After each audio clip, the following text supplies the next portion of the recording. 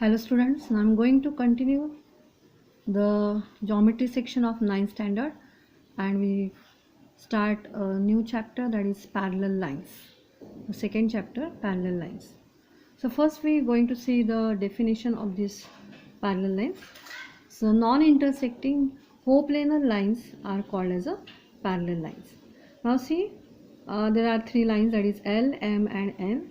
So they are non-intersecting and in one plane. So here we can say that is line L is parallel to M is parallel to N, and it is denoted by like this one, that is line L parallel. So we have to draw the vertical line. I think you all learn this in the 8th standard also.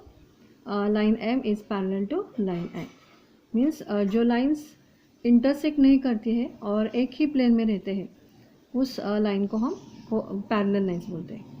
Now see the next term is transversal. So transversal हमें किसको कहना है?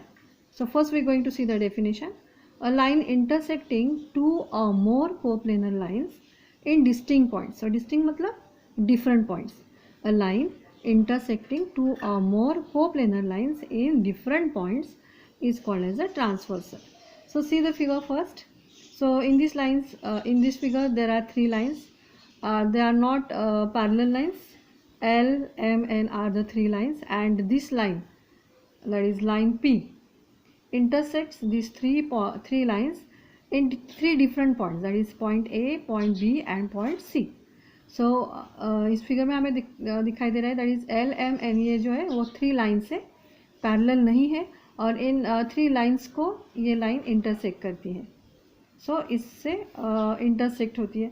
So this line is denoted by point P, और ये जो line है that is P, वो ये तीन लाइन को ए बी सी ये तीन डिफरेंट पॉइंट्स में इंटरसेक्ट करती है. And so this line P को हम क्या बोलते हैं? Transversal.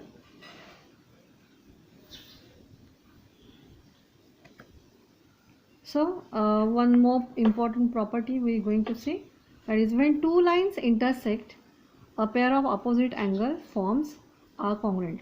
So means what? If two lines intersect, so I am going to draw the figure. So this one is one line and this one is the second line. So whenever these two lines intersect each other, so you see there are four angles, that is 1, 2, 3 and 4. So you know that is angle 1 and angle 3. So they are called as the opposite angles, and there are two pairs of opposite angles. First pair is 1 and 3 and the second one is 2 and 4. So these angles, that is these pairs of opposite angles, so there are two pairs. First pair is 1 and 3 and second pair is 2 and 4. So these angles are congruent. So whenever two lines intersect the pair of opposite angles, that is 1, 3 and 2, 4, they are congruent. They are always congruent. Remember this one. Now we see the most important concept in this chapter. So angles formed by the two lines and their transversal. Now see, there are two lines, so L and M. So these are the two lines, and this one is the transversal N. So whenever these transversal intersect these two lines, so it intersects in 2 points. Just I am going to show these points only. I am not giving the name. So here is one point and here is the second point. But whenever these transversal intersect these lines, we going to see, or we going to find out the angles made by this transversal with these lines. So see the angles A, B, see the positions C and D. Next E, F, G and H. So there are 8 angles. So whenever transversal intersect these two lines, here we got the 8 angles. And now these 8 angles are divided into 3 types of angles. So we are going to see the angles formed by the two lines and their transversal. There are 3 types of angles. So first one is the pair of corresponding angle, second pair of alternate angle, and next one pair of interior angles. So मतलब जब ये transversal ये दोनों line को intersect करती है, हमने देखा कि 8 टाइप के एंगल्स यहाँ पे फॉर्म होते हैं, और ये 8 एंगल जो है वो डिफरेंट 3 ग्रुप्स में डिवाइड होते हैं. So the first group is corresponding angle का ग्रुप है, second one that is alternate angle का एक ग्रुप है, and third one is interior angle का एक ग्रुप है. तो फर्स्ट वन हम देखेंगे दैट इज करस्पॉन्डिंग एंगल का group. So see the corresponding angle group. So corresponding angle हम कैसे ढूंढ पाए? सो सी whenever you are given these two lines and one transversal, तो हमें कैसे ढूंढना है करस्पॉन्डिंग एंगल. तो ये ए दिखाई दे रहा है आपको, ए ये छोड़ देने का और ये angle. So A and E. और you can also see this lines L and M. इसके ऊपर जो एंगल आपको दिखाई दे रहे हैं A and E. So this is the one pair of corresponding angle. इस जो हमने अभी राइट साइड को देखा सेम वैसा ही हमें लेफ्ट साइड को भी मिलेगा, that is D and H. So we find here two pairs. So first pair is AE, that is A and E, and the second angle D and angle H. और two pairs हैं यहाँ पे. जैसा हमने अभी A and E देखा जो उस लाइन के ऊपर है, वैसे ही लाइन के नीचे के एंगल हमें देखना है. सो इस लाइन के नीचे कौन सा एंगल है? B. और इस लाइन के नीचे कौन सा एंगल है? F. सो BF. ठीक है. मीन्स अगर हम ये ट्रांसवर्सल ध्यान में लेते तो ये ट्रांसवर्सल के राइट साइड, अभी इस साइड में हमने पहली पेयर देखी कौन सी, that is A and E. The first pair was A and E and the second one is B and F. B and F जैसे राइट साइड में है वैसे ही हमें वो लेफ्ट साइड में भी मिलेगी, that is C and G. So total 4 pairs we see here. That is first one, I repeat it again, A and E. Second pair B and F, third D and H, and fourth one C and G. So there are 4 types of corresponding angles. Next one, that is pairs of alternate angles. So alternate angle कैसे ढूंढते हैं? So ये जो दो lines हमें दिख रही है इसमें थोड़ा सा आप ध्यान दोगे तो आपको ये Z शेप दिखाई देगा. I am going to underline it. So it is Z. देखा? मीन्स इस टाइप का फिगर आपको दिखाई देगा यहाँ पे. तो इस जेड के यहाँ पे जो एंगल्स है ऐसा, ठीक है. ये सीधा जेड हमने देखा, उल्टा जेड भी हमें देखना है, लाइक दिस वन. सीधा जेड और उल्टा जेड. सो उल्टा जेड भी आपको दिखाई दे रहा है या ऐसा वाला. तो इसमें भी जो एंगल है इस पोजीशन में, सो उस एंगल को हम बोलते हैं alternate angle. So first we going to find out the सीधा वाला जेड. कौन सा है वो? angle C and angle E. So this is the first pair, angle C and angle E. And the second pair, so उल्टा वाला Z देख लो, उसके यहाँ पे that is angle B and angle H. So this is the second pair. So there are 2 pairs of alternate angles we got here. Next one, that is pairs of interior angles. So interior angle किसको बोलते हैं? तो see here again, ये L line देख लो आप, M line भी देख लो. ये दोनों लाइन के अंदर जो एंगल्स है, सी ये दोनों लाइंस मैंने दिखाया आपको. इसके अंदर जो एंगल्स है, अंदर मतलब मैं दिखाती हूँ अभी, दैट इज ये वाला angle, angle B and angle E. So ये दोनों भी एंगल जो है वो इस लाइन के अंदर है, ठीक है, on one side of transversal. Now see similar on the other side of this transversal. So this side पे क्या होगा? ये angle C and second one is angle H. So देख लो यहाँ पे angle B and angle E, angle C and angle H. So here also we get the 2 pairs of interior angles. मतलब जब 2 लाइन्स को वन ट्रांसवर्सल इंटरसेक्ट करती है तो हमें 4 पेयर्स करस्पॉन्डिंग एंगल के मिलते हैं, 2 पेयर्स अल्टरनेट एंगल्स के मिलते हैं, एंड अगेन 2 पेयर्स हमें इंटीरियर एंगल्स के मिलते हैं. वन मोर इम्पॉर्टेंट थिंग यहाँ पे मैं बताने जा रहा हूँ कि अगर ये 2 लाइन्स पैरेलल होती है, means if we are given that is L is parallel to M, then if one pair of corresponding angle is congruent, then remaining all pairs also becomes congruent. मतलब अगर 2 लाइन पैरेलल हमें दी गई है, एक pair जो है corresponding angle की अगर कॉन्ग्रुएंट आपको दी गई है तो बाकी के सब pairs means remaining 3 pairs also becomes congruent. यही बात सेम अल्टरनेट एंगल के लिए भी है. अगर ये 2 लाइन्स पैरेलल है तो अल्टरनेट एंगल्स कॉन्ग्रुएंट रहते हैं. सिमिलरली फॉर इंटीरियर एंगल्स, अगर ये 2 लाइन्स पैरेलल होती है तो इंटीरियर एंगल्स सप्लीमेंट्री होते हैं. सप्लीमेंट्री मतलब उन दोनों की एडिशन 180 रहती है. So these are the very important properties of this angles. ठीक है. Now one more pair of alternate exterior angles. Now see, pair of alternate exterior angles. तो alternate angle का कंसेप्ट आपको समझ में आया होगा, तो यहाँ पे देख लो अल्टरनेट एंगल्स हम कैसे ढूंढ पाते, हम ये z ढूंढते हैं, ये z वाला है. सो इस z में आपने C एंड E के बारे में बताया था.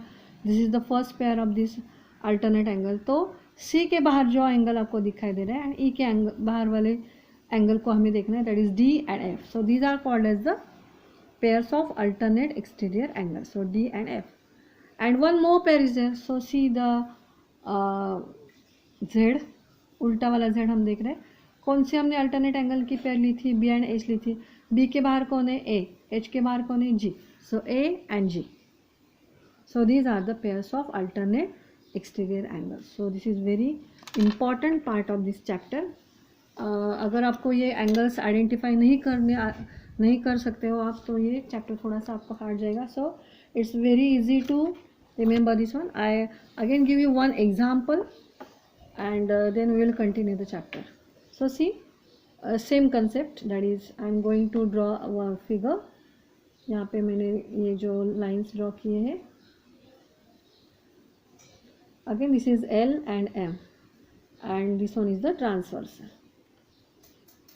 ठीक है, सो ट्रांसफॉर्मेशन को हम N बोलेंगे.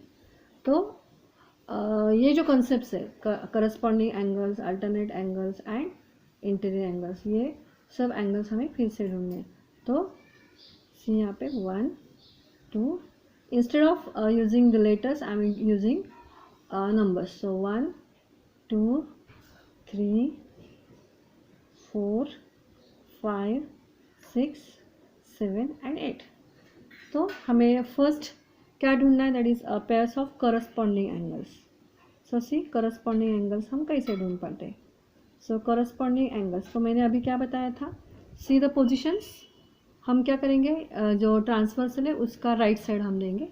उस लाइन जो है that is L and M, उसके ऊपर वाले एंगल्स कौन है ऊपर, 2 and 5. So this is the first pair, that is 2 and 5. Similarly वैसे ही पेयर हमें उसके अपोजिट साइड में भी मिलेगी.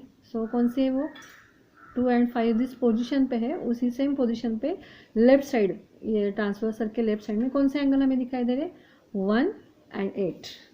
So here 1 and 8. Now see, अभी हमने ऊपर वाले एंगल देखे, अभी नीचे वाले. सो 3 and 6. So first one that is 3 and 6 and the same position लेकिन अपोजिट साइड पे. सो 3 एंड 6 की जगह पे यहाँ पे कौन है, 4 एंड 7. सो इसी प्रकार से हम करस्पॉन्डिंग एंगल्स ढूंढ सकते हैं.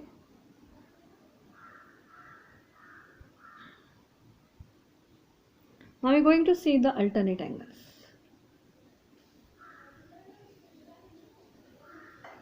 Now say how we can find out the alternate angles. So alternate angle find out करने के लिए हमने क्या बोला था कि हम Z ढूंढ सकते हैं. सो see the Z.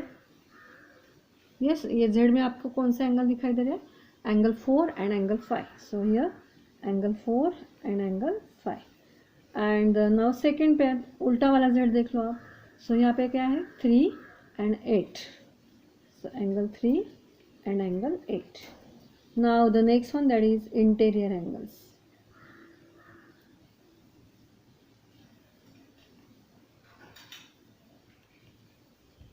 So interior angles, so interior angles किसको बोलते हैं हम. सो ये ट्रांसवर्सल देख लो, उसकी राइट साइड, उसके राइट साइड के अंदर वाले एंगल्स. सो ये कौन है, 3 एंड 5. सो यहाँ पे हम लिखते हैं angle 3 and angle 5.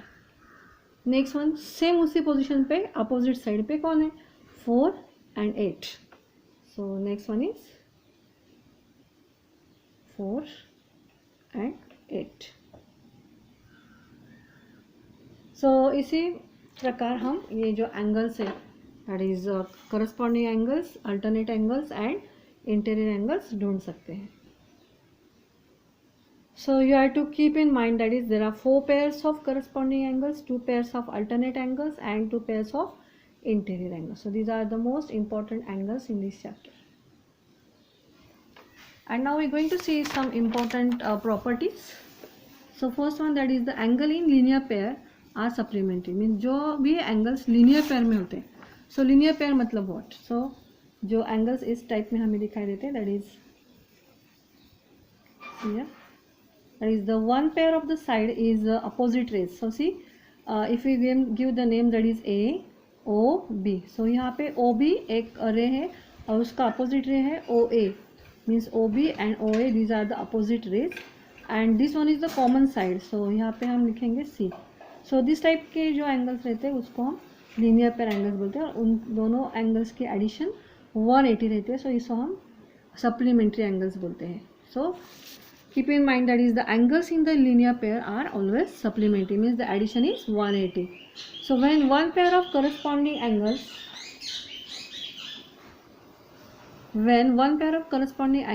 is congruent, then all the remaining pairs of corresponding angles are also congruent. ये मैंने आपको पहले भी बताया था. Next one, if one pair of alternate angle is congruent, then all the remaining pairs of alternate angles are also congruent. And when one pair of interior angles on one side of the transversal is supplementary, then the other pair of interior angles are also supplementary. So these are the very important part of this chapter, and the remaining concept we will see in the next lecture. Thank you.